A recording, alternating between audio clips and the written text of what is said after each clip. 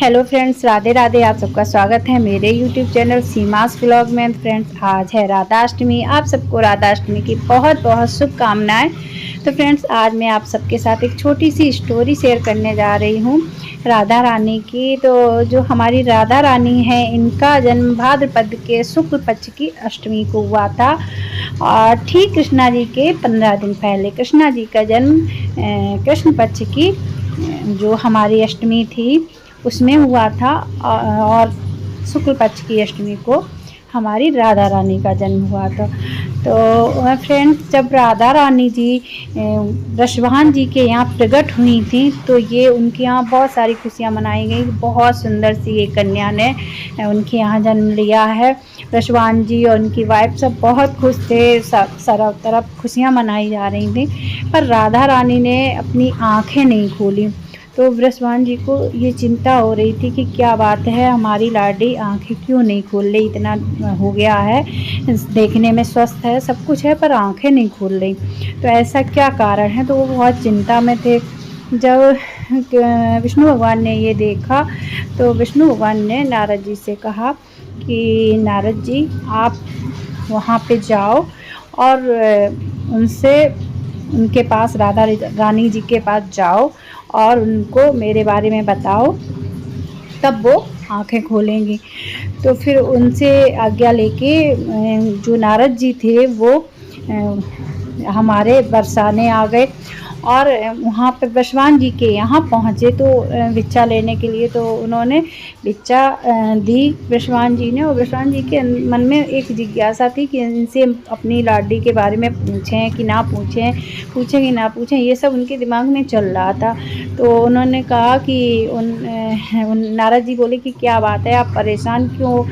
तो उन्होंने कहा, एक मेरे मन में दुविधा चल रही है, मैं आपसे पूछूं कि ना पूछूं। तो उन्होंने कहा, बिल्कुल पूछो, आप इतना सोच क्यों रहे हो, आप पूछिए क्या है। तो उन्होंने कहा, मेरे यहाँ मेरी लाडली ने जन्म लिया है, पर वो अभी तक आंखें नहीं खोल रही है, पता नहीं क्या कारण है। तो उन्होंने नारद जी ने कहा कि अच्छा चलो, हमें दिखाओ चल के कहाँ है आपकी कन्या। तो वो अंदर ले गए। नारद जी एक गेट पार किया, 2 गेट पार किए, 3 गेट पार किए और फाइनली राधा जी के पास पहुंच गए। तो उन्होंने देखा एक सुंदर सी क्यूट सी जो बिटिया रानी थी वो पालने में लेटी थी। तो नारद जी वहाँ पे गए। उन्होंने तो वृषभान जी ने कहा कि देखो, ये हमारी लाडली है और बस आंखें नहीं खोल रही है, पता नहीं क्या बात है। तो जब वो वृषभान जी ऐसा बोले तो नारद जी ने राधा रानी की तरफ देखा और फिर वृषभान जी से कहा कि अरे, इसके लिए तो मुझे कुछ जादू टोना करना पड़ेगा। तो उन्होंने कि अच्छा, तो फिर आप करिए। तो उन्होंने कहा कि उसके लिए आप सबको बाहर जाना होगा। तो वृषभान जी बाहर चले गए कि ठीक है, आप जादू टोना या कुछ भी कर लिए, पर मेरी लाडली की आंखें खुल जाएं।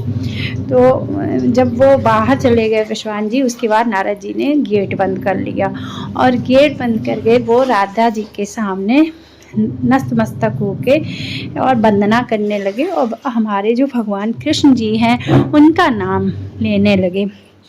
जैसे ही राधा जी के कानों में भगवान कृष्ण के नाम पड़ा, वैसे ही राधा जी ने आंखें खोल दी और इतनी छोटी सी बच्ची जो करवट नहीं बदल पा रही थी वो पालना पकड़ के और नारद जी को देखने लगी कि मतलब कौन है। तो इस तरीके से हमारी राधा रानी ने आंखें खोली अपनी। हमारी राधा रानी, और ऐसा है इनका प्रेम कि इन्होंने कृष्ण जी के नाम के बिना अपनी आंखें तक नहीं खोली हैं।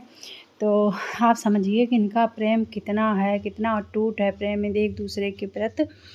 और फ्रेंड्स, बहुत से लोग कहते हैं कि जब दोनों इतना प्रेम करते थे तो दोनों लोगों ने शादी क्यों नहीं की। तो फ्रेंड्स, शादी होती है 2 लोगों में, तब जाके शादी होती। तो वो तो 2 हैं ही नहीं, वो तो एक ही हैं, एक स्वरूप हैं। देखने में आप सबको, हम सबको लगता है कि वो अलग अलग हैं, पर वो अलग नहीं हैं। राधा ही कृष्ण है और कृष्ण ही राधा है।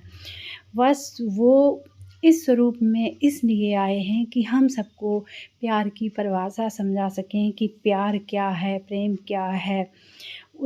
वो हम लोगों को समझाने के लिए वो इस 2 रूप में आए हैं, नहीं तो वो एक ही हैं, राधा ही कृष्ण है और कृष्ण ही राधा है। प्रेम उन्होंने कहा कि देखो प्रेम कोई वसाना नहीं है, वासना नहीं है प्रेम। प्रेम प्यार है, प्यार का प्रतीक है प्रेम, श्रद्धा का प्रतीक है प्रेम, समर्पण का प्रतीक है प्रेम। तो अगर प्यार करो तो उसको दिल से करो, उसके प्रति समर्पण हो जाओ, कोई अपने मन में उसके लिए गिला शिकवा कभी मत रखो, ऐसा होता है प्रेम। तो उन्होंने हम लोगों को ये प्रेम की परिभाषा सिखाने के लिए इस तरीके से अपना रूप लिया और आए, और इसीलिए उन्होंने राधा जी से कभी शादी नहीं की, क्योंकि वो 2 हैं ही नहीं, वो एक ही हैं। तो इस वजह से वो उन्होंने कभी शादी नहीं की। और फ्रेंड्स कभी भी आप देखो कि कोई भी देवता को ले लो, उन्होंने हमेशा जो स्त्री का दर्जा है उसको हमेशा ऊपर रखा है। उन्होंने अपने से हमेशा स्त्री को आगे रखा है। तो इसीलिए कभी भी आप देखो सीताराम, लक्ष्मी नारायण, गौरी शंकर, राधा कृष्ण, कभी भी ये नहीं कहा गया है कि कृष्ण राधा या राम सीता, ऐसा आपने कहीं नहीं देखा होगा। हमेशा यही कहा जाता है कि राधा कृष्ण, सीताराम, लक्ष्मी नारायण, गौरी शंकर, क्योंकि भगवान ने हमेशा स्त्री को ऊपर रखा है, अपने से पहले अपनी स्त्री को रखा है। और आज के कलयुग में उसका उल्टा होता है, स्त्री को नीचे रखा जाता है। तो ये भगवान ने नहीं बनाया था रूल, ये हमारे जो समाज है, हमारे जो लोग हैं उनने बनाया है। तो भगवान ने तो हमेशा स्त्री को सब सर्वश्रेष्ठ ही माना है। तो बस फ्रेंड्स यही थी हमारे राधा कृष्ण की कहानी और प्रेम कि उनमें कितना अटूट प्रेम था। तो आप लोगों को कैसी लगी ये स्टोरी? अगर अच्छी लगी हो तो एक प्यारा सा कमेंट कर देना, लाइक कर देना, और जो न्यू लोग हैं तो प्लीज़ मेरे चैनल को सब्सक्राइब कर लेना। मिलती हूँ एक नेक्स्ट ब्लॉग के साथ, तब तक के लिए बाय, टेक केयर।